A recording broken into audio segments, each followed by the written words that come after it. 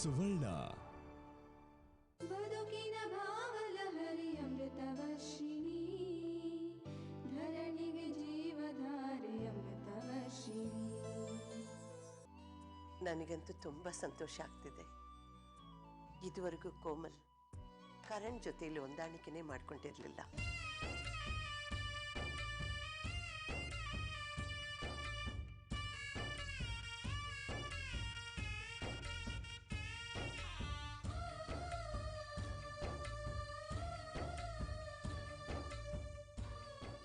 ಇವನ್ ಮೇಲೆ ಪ್ರೀತಿ ಗೌರವ ಏನೂ ಇರಲಿಲ್ಲ. ಈಗ ಇವಳೆಲ್ಲ ಆಗಿರೋ ಬದಲಾವಣೆ ನೋಡಿ ನನಗೆ ತುಂಬಾ ಆಶ್ಚರ್ಯ ಆಗ್ತಿದೆ.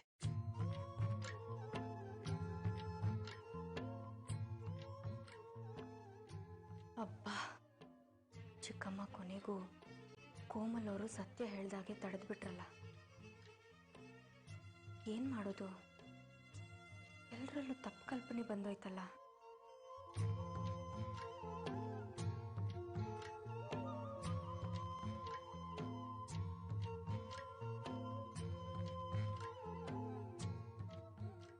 ಇವತ್ತು ನಮ್ಮ ಕೋಮಲ್ ಆದರ್ಶ ಗೃಹಿಣಿ ಅಂತ ಅನ್ನಿಸ್ಕೊಂಡ್ಲು.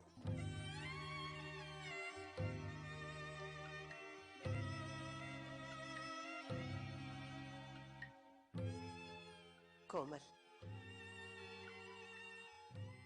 ಇವತ್ತು ನಿನ್ನ ಅಮ್ಮ ಅಂತ ಹೇಳ್ಕೊಳ್ಳಕ್ಕೆ ನನಗೆ ಹೆಮ್ಮೆ ಅನಿಸ್ತಾ ಇತ್ತು.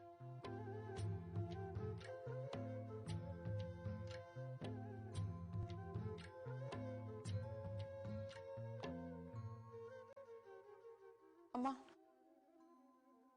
ನಾನು ಮನೆಗೆ ಹೋಗ್ತೀನಿ.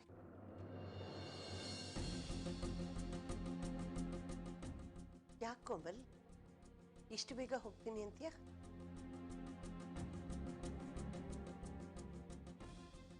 ಇನ್ನು ಊಟನೇ ಮಾಡಿಲ್ವಲ್ಲಮ್ಮ? ಇಲ್ಲ ಅಮ್ಮ, ನಂಗೆ ತುಂಬಾ ತಲೆನೋವು.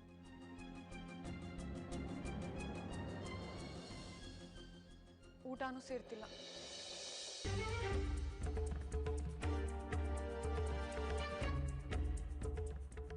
ಹಾಗಾದ್ರೆ ಇಲ್ಲೇ ಇದ್ಬಿಡು ಕೋಮಲ್. ಇಲ್ಲ ದೊಡ್ಡಮ್ಮ, ನಾನು ಮನೆಗೆ ಹೋಗಿ ರೆಸ್ಟ್ ತಗೋತೀನಿ. ಸರಿ ಮಗಳೇ, ಮನೆಗೆ ಹೋಗಮ್ಮ. ಕಾಣ್ಸ್ಲಾ, ಹೋಗ್ಲಿ ಬಿಡು. ಈ ಗಲಾಟೆ ನೋಡಿ ಹಿಂಗೆ ನಿದ್ದೆ ಮಾಡ್ತಾಳೆ. ನೀವು ಹೋಗ್ಬಿಟ್ಟ ಮನೆಗೆ ಹೋಗಿ ರೆಸ್ಟ್ ತಗೋ. ಕರಣ್, ನೀನು ಕೋಮಲ್ ಜೊತೆ ಹೋಗು, ನಾನು ನಿಧಾನಕ್ಕೆ ಆಮೇಲೆ ಬರ್ತೀನಿ. ಸರಿ ಚಿಕ್ಕಮ್ಮ. ಟಾಟಾ ಮಾಡತ್ತೆಗೆ ಟಾಟಾ.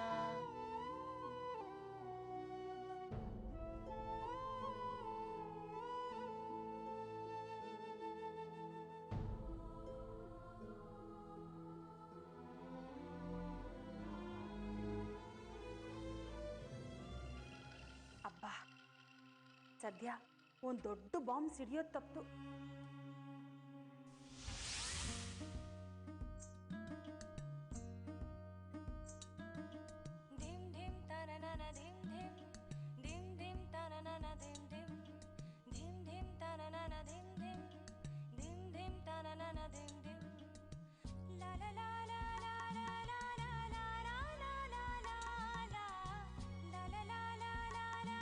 ವರ್ಷ,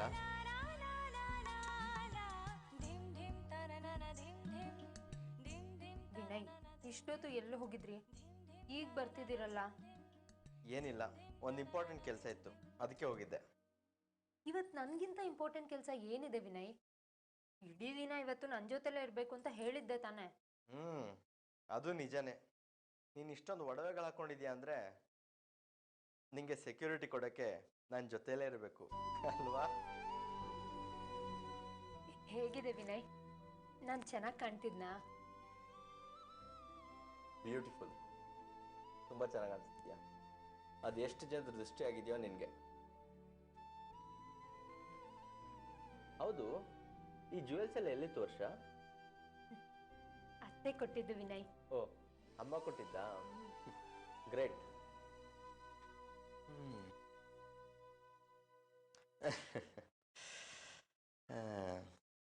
ಇಷ್ಟೆಲ್ಲ ಒಡವೆಗಳು ಸಿಕ್ಕಿದೆ ಅಂದಮೇಲೆ ನಮ್ಮ ಪ್ರೆಸೆಂಟೇಷನ್ ಯಾವ ಲೆಕ್ಕ? ವಿನಯ್, ಏನದು? ಏನೋ ಹೇಳ್ತಿದ್ದೀರಾ? ಏನಿಲ್ಲ ವರ್ಷ, 2 ಮಕ್ಕಳನ್ನ ಹೊರೋದೇ ಕಷ್ಟ. ಅಂಥದ್ರಲ್ಲಿ ಕೆ ಜಿಗಟ್ಟಲೆ ಒಡವೆಗಳು ಹಾಕ್ಕೊಂಡಿದ್ಯಲ್ಲ, ಅದಕ್ಕೆ ಆಶ್ಚರ್ಯ ಆಗ್ತಿದೆ ಅಂದೆ. ಆದರೂ ನಂಗಿನ್ನೂ ಸಮಾಧಾನನೇ ಇಲ್ಲ. ಏನಂದೆ? ಇನ್ನೂ ಸಮಾಧಾನ ಇಲ್ವಾ? ಹ್ಞೂ ವಿನಯ್, ಯಾರ್ಯಾರು ಒಡವೆ ಕೊಟ್ರೆ ಆಯ್ತಾ? ಕೊಡೋರು ಕೊಟ್ರೆ ತಾನೇ ಸಮಾಧಾನ ಆಗೋದು. ಕೊಡೋರು ಕೊಡೋದಾ? ಅಜ್ಜಿ ದೊಡ್ಡ ಗಿಫ್ಟ್ ಕೊಟ್ಟಿದ್ದಾರೆ, ಅಮ್ಮ ಕೊಟ್ಟಿದ್ದಾರೆ, ಚಿಕ್ಕಮ್ಮ ಗಿಫ್ಟ್ ಕೊಟ್ಟಿದ್ದಾರೆ. ಅಲ್ಲ, ನಿಮ್ಮಮ್ಮ ಕೂಡ ಕೊಟ್ಟಿದ್ದಾರೆ. ಇನ್ಯಾರು ಕೊಡ್ಬೇಕಾಗಿತ್ತು?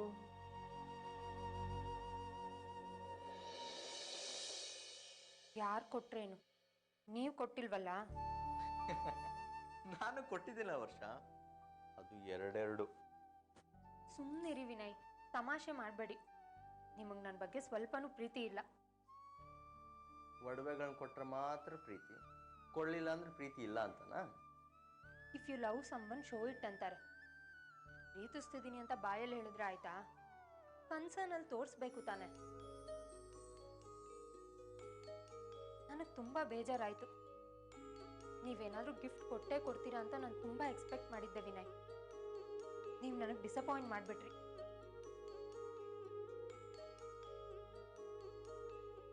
ನೀವು diamond set, necklace, pearl set ಏನು ಕೊಡಿಸ್ತಿದ್ರು ಪರವಾಗಿಲ್ಲ. ಅಟ್ಲೀಸ್ಟ್ ಒಂದು ಫಿಂಗರ್ ರಿಂಗಾದರೂ ಕೊಡಿಸಿದ್ರೆ ನೀವು ಕೊಡಿಸಿದ್ದು ಅಂತ ತುಂಬ ಸಂತೋಷ ಪಡ್ತಿದ್ದೆ. ವ್ಯಾಲ್ಯೂ ಮುಖ್ಯ ಅಲ್ಲ ವಿನಯ್, ಪ್ರೀತಿಯ ಸಂಕೇತವಾಗಿ ಏನಾದರೂ ಕೊಡಬೇಕಿತ್ತು ತಾನೆ.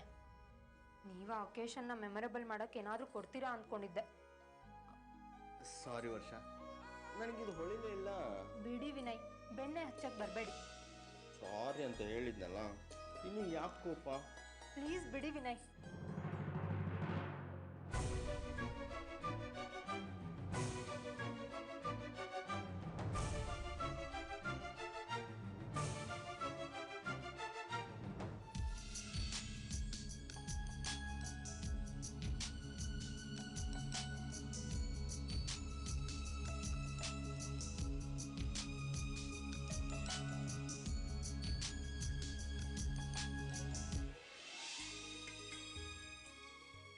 ಇದನ್ನ ಯಾಕೆ ನೀವು ನಂಗೆ ಮೊದಲೇ ಕೊಡಲಿಲ್ಲ? ಎಲ್ಲರ ಮುಂದೆ ಕೊಡೋಕೆ ಮುಜುಗರ ಅನ್ನಿಸ್ತು, ಅದಕ್ಕೆ ಇಲ್ಲಿ ಕೊಡೋಣ ಅಂತ ಬಂದೆ. ಅಷ್ಟರಲ್ಲಿ ನೀನು ಪಾನ್ಗಳ ಮಳೆನೇ ಶುರು ಮಾಡಿಬಿಟ್ಟಿಯಲ್ಲ. ಹಬ್ಬ. ಸಾರಿ ವಿನಯ್, ನಿಮಗೆ ಪ್ರೀತಿ ಇಲ್ಲ, ಕನ್ಸರ್ನ್ ಇಲ್ಲ ಅಂತ ಬಾಯಿಗೆ ಬಂದಾಗೆಲ್ಲ ಮಾತಾಡ್ಬಿಟ್ಟೆ. ದಯವಿಟ್ಟು ನನ್ನ ಕ್ಷಮಿಸ್ಬಿಡಿ. ಇಟ್ಸ್ ಓಕೆ ವರ್ಷ, ನೀನು ಯಾವಾಗಲೂ ಹೀಗೆ ನಗ್ನಗ್ತಾ ಇರಬೇಕು.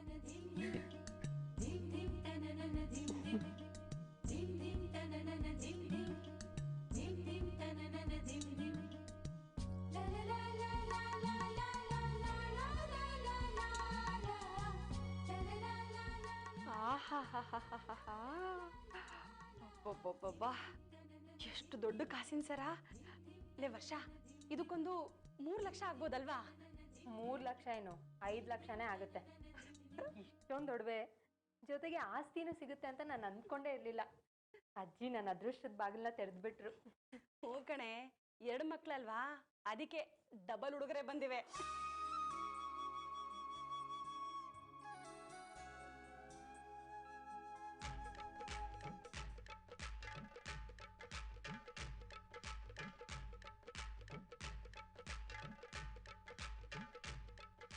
ಲೇ ವರ್ಷ, ಈ ಬಳೆಗಳನ್ನ ನಾನು ಇಟ್ಕೊಳ್ಳ?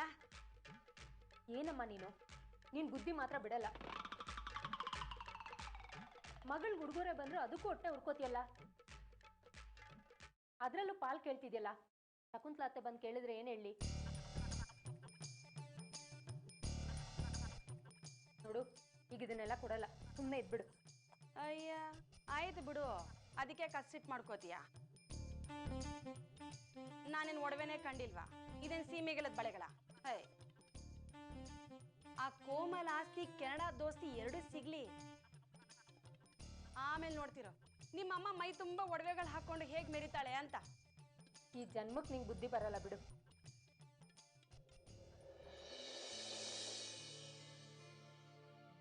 ಬಾ ಅಮೃತ, ನಾನೇ ಕಾಫಿ ಕೇಳಬೇಕು ಅಂದ್ಕೊಂಡೆ, ನೀನು ತಗೊಂಡು ಬಂದ್ಬಿಟ್ಟೆ.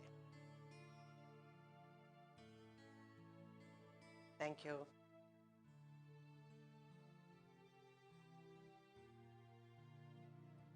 ಅಮೃತ, ಫಂಕ್ಷನ್ ಚೆನ್ನಾಗಾಯ್ತಲ್ಲ? ಹ್ಞೂ ಅತ್ತೆ.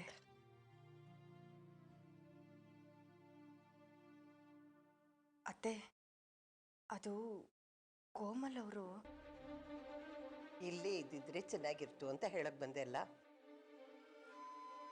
ನನಗೂ ಅನ್ನಿಸ್ತು, ಆದರೆ ಏನು ಮಾಡೋದು, ತಲೆನೋವು ಅಂತ ಹೊರಟೋದ್ಲು. ಪರವಾಗಿಲ್ಲ ಬಿಡು, ಗಂಡ ಜೊತೆಯಲ್ಲಿ ಹೋಗಿದ್ದಾನಲ್ಲ, ಚೆನ್ನಾಗಿ ನೋಡ್ಕೊಳ್ತಾನೆ. ಅಮೃತ, ನಿಜ ಹೇಳಬೇಕು ಅಂದರೆ ಕರಣ್ ಈ ಮನೆ ಅಳಿಯನಾಗಿ ಬಂದಿರೋದು ನಮ್ಮ ಪುಣ್ಯ. ಇಂಥವನ್ನ ಗಂಡನಾಗಿ ಪಡೆಯೋಕ್ಕೆ ನಮ್ಮ ಕೋಮಲ್ ಅದೃಷ್ಟ ಮಾಡಿದ್ಲು. ನೀವು ಹೇಳೋದೇನೋ ನಿಜ ಅತ್ತೆ, ಆದರೆ ಕೋಮಲ್ ಅವ್ರಿಗೆ ಆ ಅದೃಷ್ಟ ಹೆಚ್ಚು ದಿನ ಉಳಿಯೋ ಸ್ಥಿತಿಲಿಲ್ಲ.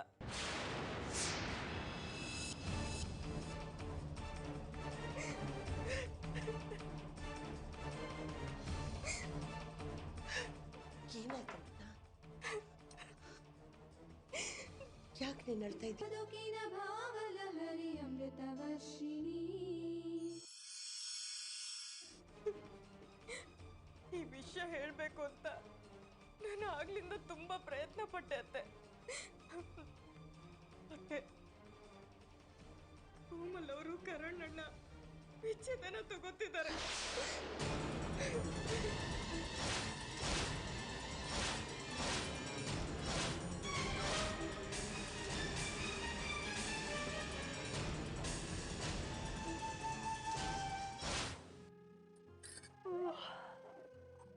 ಅಮ್ಮ, ನಂಗೆ ಸುಸ್ತಾಗ್ತಿದೆ, ನಾನು ಮಲಗ್ತೀನಿ. ಲೇ ವರ್ಷ, ಮಾತ್ರೆ ತಗೊಂಡೇನೆ? ಅಯ್ಯೋ, ಮರ್ತೇ ಬಿಟ್ಟಿದ್ದೆ. ನೀನು ಜ್ಞಾಪಿಸಿದ್ದು ಒಳ್ಳೇದಾಯ್ತು. ನನ್ನ ವಿಟಮಿನ್ ಮಾತ್ರೆ ಎಲ್ಲಿದೆ ನೋಡಮ್ಮ. ನನಗೆ ಗೊತ್ತಾಗಲ್ಲ ಕಣೆ, ನೀನು ಎಲ್ಲಿಟ್ಟಿರ್ತೀಯೋ ಏನೋ. ಅಲ್ಲೇ ಮಿರರ್ ಹತ್ರ ಇದೆ ನೋಡು. ಓ, ಗೊತ್ತಾಗಲ್ಲ ಕಣೆ, ನೀನೇ ತಗೋ ಹೋಗು. ಒಂದು ಮಾತ್ರೆ ತಂದು ಕೊಡೋಕ್ಕೂ ಆಗಲ್ವಾ ನಿಂಗೆ?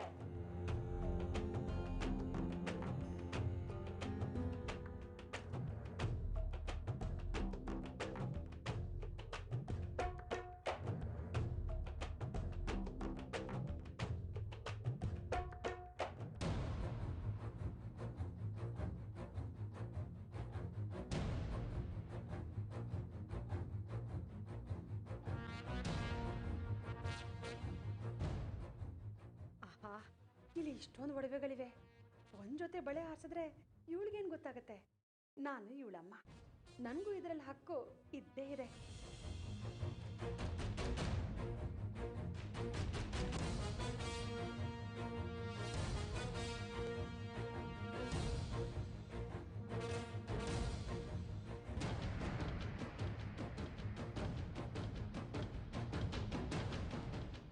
ಮಾತ್ರೆ ಎಲ್ಲಿಟ್ಟೆ? ಇಲ್ಲೇ ಇಟ್ಟಿದ್ನಲ್ಲ.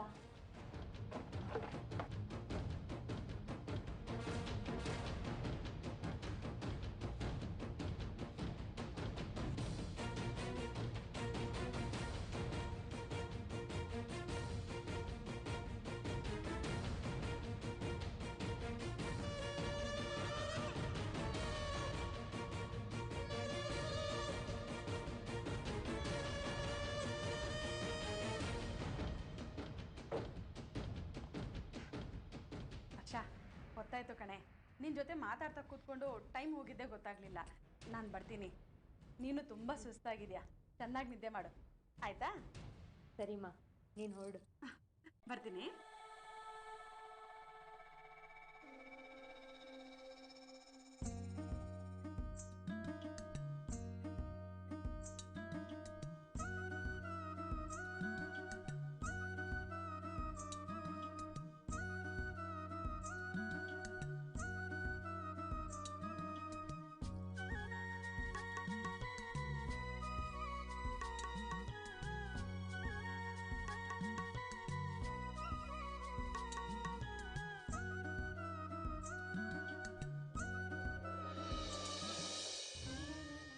ನೀನು ಹೇಳ್ತಾ ಇರೋದು ನಿಜನಾ? ಹೌದು ಅತ್ತೆ, ಇಂಥ ವಿಷಯದಲ್ಲಿ ನಾನು ಯಾಕೆ ಸುಳ್ಳು ಹೇಳಿ? ಈ ವಿಷಯ ನಿನಗೆ ಯಾಕೆ ಗೊತ್ತಾಯ್ತು? ಕರಣ್ ಹೇಳಿದ್ನಾ? ಇಲ್ಲ ಅತ್ತೆ, ಕೋಮಲ್ ಅವರು ಸೀರೆ ಬದಲಾಯಿಸ್ಬೇಕು ಅಂದ್ರು. ಅವರನ್ನ ನನ್ನ ರೂಮಿಗೆ ಕರ್ಕೊಂಡು ಹೋದೆ. ಕೋಮಲ್ ಅವರು ನಾನು ಹುಟ್ಟಿದ ಸೀರೆ ತರದ್ದೇ ಸೀರೆನ ಇಷ್ಟಪಟ್ಟು ಉಟ್ಕೊಂಡ್ರು. ಕೋಮಲ್ ಅವರು ಸೀರೆ ಸರಿ ಮಾಡ್ಕೊಳ್ಳೋದಕ್ಕೆ ಅಂತ ಒಳಗಡೆ ಹೋದ್ರು. ಆಗ ಕರಣಣ್ಣ ನಾನೇ ಕೋಮಲ್ ಅಂದ್ಕೊಂಡು ಈ ವಿಚ್ಛೇದನದ ವಿಷಯ ಹೇಳಿದ್ರು.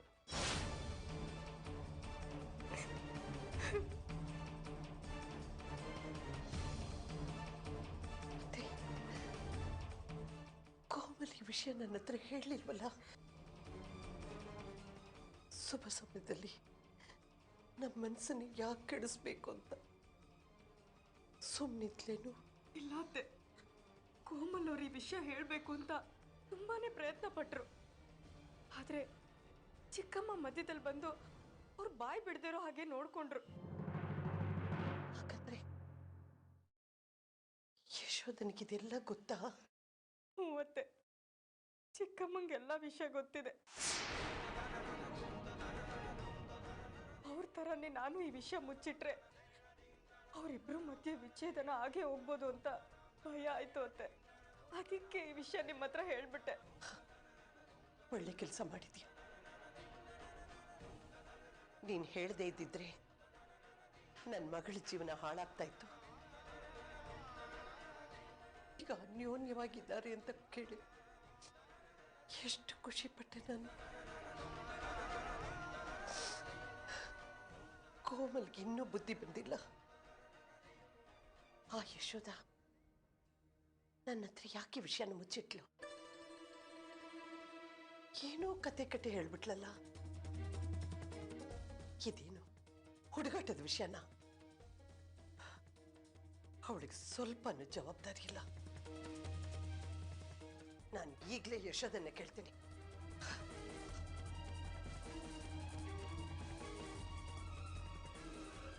ಬದುಕಿನ ಭಾವಲಹರಿ ಅಮೃತವರ್ಷಿಣಿ.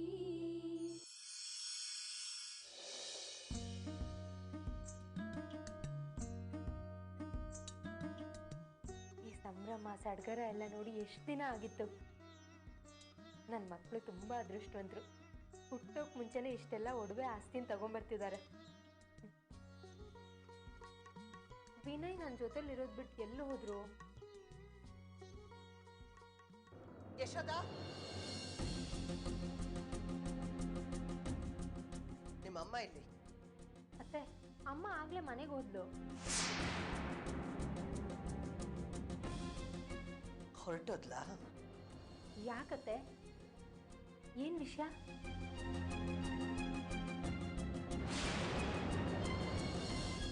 ಯಾಕೆ ಶಕುಂತಲಾ ಅತ್ತೆ ತುಂಬಾ ಅಪ್ಸೆಟ್ ಆದಾಗಿದಾರಲ್ಲ? ಅಮೃತ, ನಿಮ್ಮ ಚಿಕ್ಕಮ್ಮ ಹೊರಟುಬಿಟ್ಟಿದ್ದಾಳೆ. ಮನಸ್ಸು ಕೆಟ್ಟಿರೋವಾಗ ಯಾವ ಕ್ಷಣದಲ್ಲಿ ಏನು ಅನಾಹುತ ಆಗುತ್ತೋ ಗೊತ್ತಿಲ್ಲ. ನನಗೆ ಕೋಮಲ್ ಬಗ್ಗೆ ತುಂಬ ಆತಂಕ ಆಗ್ತಿದೆ. ನಡಿ ಅಮೃತ, ಈಗಲೇ ನಿಮ್ಮ ಚಿಕ್ಕಮ್ಮನ ಮನೆಗೆ ಹೋಗಿ ಮಾತಾಡ್ಬಿಟ್ಟು ಬರೋಣ. ಸರಿಯತ್ತೆ. ಏನು ಪಾರ್ಥ, ಚೆಂಗಣ್ಣಿನಿಂದ ಚಕ್ಕರಿಸಿ ನೋಡಿ ನನ್ನನ್ನು ಹೊಸ ನಂಬರ್ ಇದ್ದಾಗಿದೆಯಲ್ಲ. ಈಗ ಶಕ್ತಿ ನಿನ್ನಲ್ಲಿ. ಹಲೋ, ಯಾರು? ಹಲೋ ಆಂಟಿ, ನಾನು ಪೂಜಾ ಮಾತಾಡ್ತಾ ಇರೋದು. ಇವಳು ಯಾಕಪ್ಪ ಫೋನ್ ಮಾಡಿದಾಳೆ? ಈಗ ಮನೆಗೆ ಬರ್ತೀನಿ ಅಂತ ಹೇಳಿದ್ರೆ ಏನು ಗತಿ? ಇಲ್ಲ ಇಲ್ಲ, ನಾನು ಮನೇಲಿಲ್ಲ, ಬಾಂಬೆಲಿದ್ದೀನಿ ಅಂತ ಹೇಳ್ಬಿಡ್ತೀನಿ. ಹೇಳಮ್ಮ, ನನ್ನ ಭಾವಿ ಸೊಸೆ. ಆಂಟಿ ಪ್ಲೀಸ್, ನನ್ನ ಬಾವಿ ಸೊಸೆ, ಕೆರೆ ಸೊಸೆ ಅಂತೆಲ್ಲ ಕರಿಬೇಡಿ. ನಂಗೆ ತುಂಬಾ ಬೇಜಾರಾಗುತ್ತೆ. ಯಾಕಮ್ಮ? ಯಾವತ್ತಿದ್ರೂ ನೀನ್ ನನ್ನ ಸೊಸೆ ಆಗೋಳೆ ತಾನೆ? ಆ ವಿಷಯನೇ ಹೇಳೋಣ ಅಂತ ಫೋನ್ ಮಾಡಿದೆ. ಸುಮ್ಮನೆ ನನ್ನ ಬಗ್ಗೆ ಇಲ್ಲದ ಕನ್ಸು ಕಾಣಬೇಡಿ ಆಂಟಿ. ನಾನು ಯಾವತ್ತೂ ನಿಮ್ಮ ಸೊಸೆ ಆಗಕ್ಕೆ ಸಾಧ್ಯ ಇಲ್ಲ. It's impossible. ಅಯ್ಯೋ, ಇದ್ಯಾಕಮ್ಮ ಹೀಗೆ ಮಾತಾಡ್ತಿದ್ಯಾ? ನೀನು ನಿಮ್ಮಮ್ಮ ಇಬ್ರು ನಮ್ಮ ಮನೆ ನೋಡ್ಕೊಂಡು ಒಪ್ಕೊಂಡು ಹೋದ್ರಲ್ಲ. ಮದ್ವೆ ಆಗೋದು ಮನೇನಲ್ಲ ಆಂಟಿ, ಮನ್ಸು ಕೊಟ್ಟೋನ್ನ. ಏನಮ್ಮ ಹೇಳ್ತಿದ್ಯಾ ನೀನು? ಎಸ್ ಆಂಟಿ, ನಾನು ಸುಮ್ಮನೆ ಮಮ್ಮಿ ಬರುವಂತಕ್ಕೆ ನಿಮ್ಮ ಮನೆಗೆ ನೋಡಕ್ ಬಂದೆ ಅಷ್ಟೇ. ಆದ್ರೆ ಆಲ್ರೆಡಿ ನಾನೊಬ್ಬರು ಲವ್ ಮಾಡ್ತಾ ಇದ್ದೀನಿ. ಅವನಿಗೆ ನಿಮ್ಮ ಮನೆ ತರದ್ದು 10 ಮನೆ ಇದೆ. ಅವನು ನನ್ನನ್ನು ತುಂಬಾ ಲವ್ ಮಾಡ್ತಾ ಇದ್ದಾನೆ. ಎಕ್ಸ್ಚೇಂಜ್ ಮಾಡ್ಕೊಂಡಿದೀವಿ. ಅವನ್ನೇ ನನ್ನ ಮದ್ವೆ ಆಗೋದು. ಅಲ್ಲ ಪೂಜಾ, ಮನೆಗೆ ಬಂದು ನಮ್ಮ ಕರನ್ನ ಒಪ್ಕೊಂಡು ಈ ರೀತಿ ಮಾಡೋದು ಮೋಸ ಅಲ್ವಾ? ನೋ ಆಂಟಿ, ನಾನು ಯಾವತ್ತೂ ನಿಮ್ಮ ಮಗಂಗೆ ಆ ಥರ ಭರವಸೆ ಕೊಟ್ಟಿಲ್ಲ. ಅವನ ಜೊತೆ ಓಡಾಡಿಲ್ಲ, ಡೇಟಿಂಗ್ ಮಾಡಿಲ್ಲ.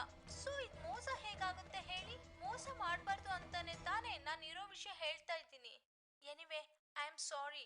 ಮತ್ತೆ ಈ ಬಗ್ಗೆ ನಾನು ಏನೂ ಮುಂದುವರ್ಸೋಕೆ ಇಷ್ಟಪಡಲ್ಲ ಆಂಟಿ. ಅಯ್ಯ, ಇದೇನಪ್ಪ? ನಾನು ಇವಳ ಅಮ್ಮನ ಹತ್ರ ಮಾತಾಡಿ ಈ ಮದ್ವೆನ ಸ್ವಲ್ಪ ದಿವಸ ಮುಂದಕ್ಕೆ ಹಾಕೋಣ ಅನ್ಕೊಂಡಿದ್ದೆ. ಇವಳು ನೋಡಿದ್ರೆ ಈ ಮದ್ವೆನೇ ಬೇಡ ಅಂತಿದ್ದಾಳಲ್ಲ. ಇವಳನ್ನ ನಂಬ್ಕೊಂಡಿದ್ದಿದ್ರೆ ನನಗೆ ಪಂಗನಾಮನೇ ಸಿಕ್ತಿತ್ತು. ಸದ್ಯ ಹೇಗೋ ಕೋಮಲ್ ಹೆಸರಿಗೆ ಆಸ್ತಿ ಬಂದಿದೆ. ಹೇಗಾದ್ರೂ ಮಾಡಿ ಅದನ್ನ ನನ್ನ ಹೆಸರಿಗೆ ಬರ್ಸ್ಕೊಂಡ್ಬಿಡ್ಬೇಕು.